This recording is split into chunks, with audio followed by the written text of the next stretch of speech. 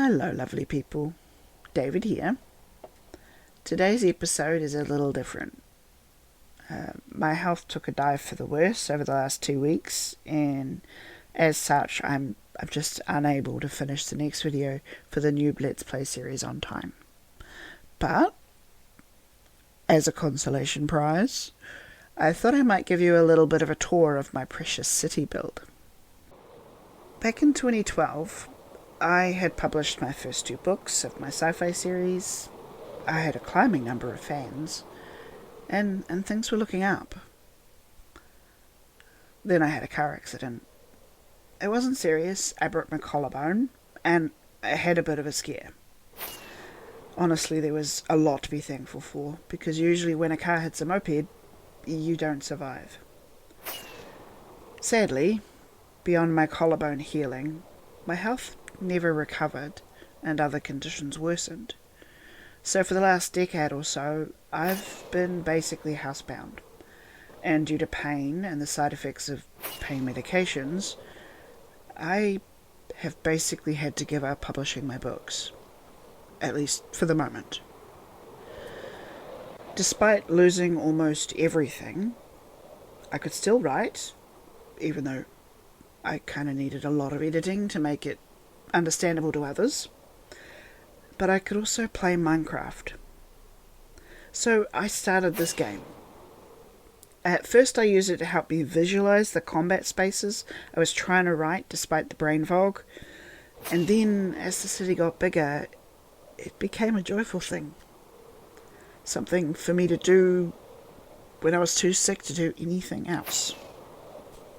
I don't know the exact date when I started the game, but the building my character is standing on is the first one I built, an art gallery. And I distinctly remember updating this building when stained glass originally came into Minecraft, which, according to the wiki, was version 1.7.2 in 2013. So I can confidently say I've been building in this level on and off for at least a decade. The first book location I created was Star Mall, which is in both Rise of Hawk and Timespeaker. Obviously I've upgraded it and added more details, armor stands and interior over the years. The northern entrance of Star Mall with the cobbled ochre spirals is the setting for the very first scene of the first book. So it was important for me to get it looking how I wanted it. Although I haven't started figuring out how to texture the area yet. But over the years, I created more and more locations from the book, and as I continued my project, I had to create a road system to plot out accurate distances, and eventually I needed to start making maps of the city to see the larger scale of it. Then my map got too big for the building I'd created for it, so I made this one, with an optimistically huge wall to put the map on. So for a sense of scale, each map represents an area of 128 by 128 meters. At its broadest distance, this map is 13 maps long and 13 maps wide, which is approximately 4 kilometers by 1.5. Obviously that area isn't all full of builds, but it's large nonetheless, and I'm proud of the work I've done despite the limitations my health enforces on my life. As you can see, it's too big. I can't show you all of it. So I thought for the rest of the video, I'll show you some of my favourite builds.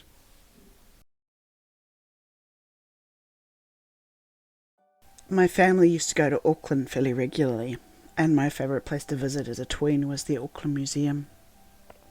There are so many reasons why this build is one of my most loved builds. Half of those reasons are because I just love the real life building. But I also think I very nearly nailed the scale, for once. I did this build before I started really getting into texturing, which is why it's not textured at all, but other than a little shading to accent the shapes of certain corners and the roads, paths and grass, I don't think I want to texture the main body of the building. The real building is a bright white marble in my head, and I'd like to keep it that way.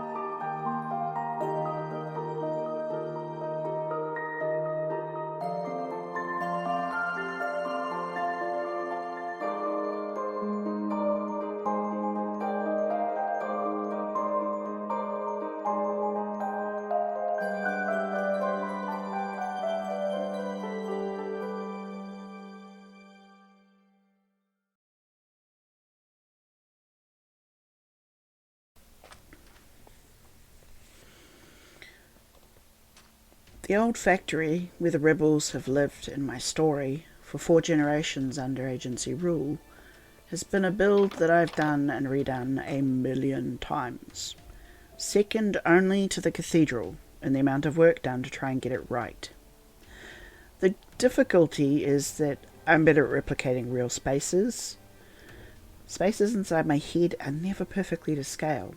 Also, as any Minecraft builder knows, you usually have to choose between getting the scale right for the outside or the insides. Not very easy to do both. For this build, I focused on the insides, because inside is where my precious rebels lived, loved, and died for 4 generations before the first book in the series. It's the inside that's their home, not the outside.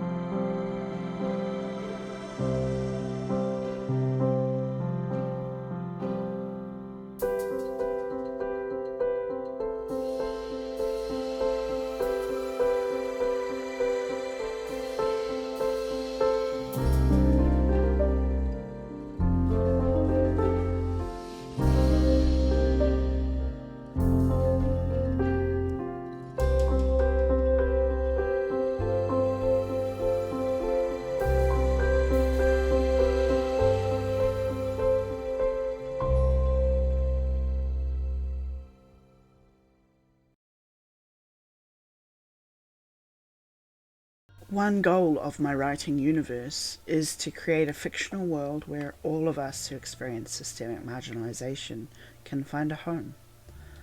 And that vision includes the little designs as well as the big. The Church of the Founder was constructed to look somewhat like Christianity, but not. So when I came to remaking the cathedral in this incarnation, my first thought was that I had to make it explicitly queer-friendly. Hence, the overabundance of rainbow windows.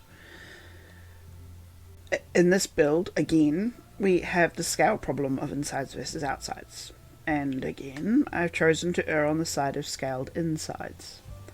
I think the outside of the building looks fine. I might touch it up some more because the walls look a bit flat, but I utterly love the inside, particularly this vaulted sanctuary space.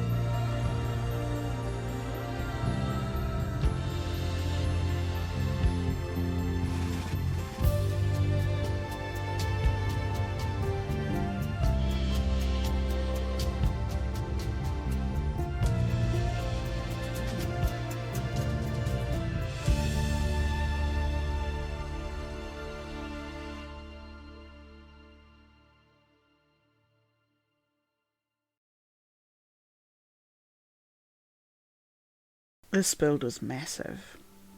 It took me working as much as I was able to for 6 whole months to finish. I love it. Other than some scale issues on the north side of the facility, where I had to cut out an entire building to fix, it's very much as close as I can make it to the real life University College of London. At least the city block. Sometimes when I'm chilling out in the game and trying to figure out the next project, I'll fly all the way here and just sit on a rooftop to look around. It is something I want the rest of the city to have. I'm not entirely sure what that thing is yet.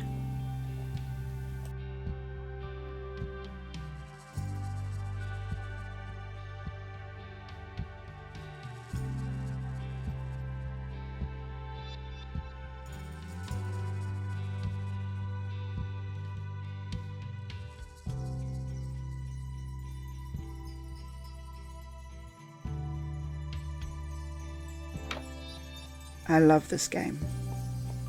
Both Minecraft and my city. If you'd like to see more builds, even the ones that are already on my channel, let me know. And maybe I'll make another tour. Perhaps even a longer one. But for now, ara ni tasa.